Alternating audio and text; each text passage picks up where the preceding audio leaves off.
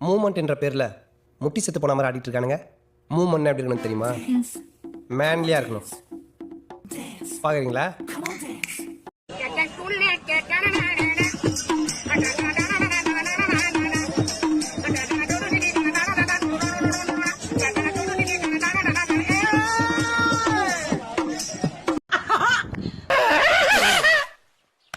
நான் தான் சிரிச்சேன். மிருந்தாங்க நீ சிந்து வந்து கொந்துரா பந்தோடி பொம்பாங்காலும் பங்குற சிந்து குந்துரம் சொல்லிட்டு சிரிங்க. நான் சிரிக்க போறேன். யப்பா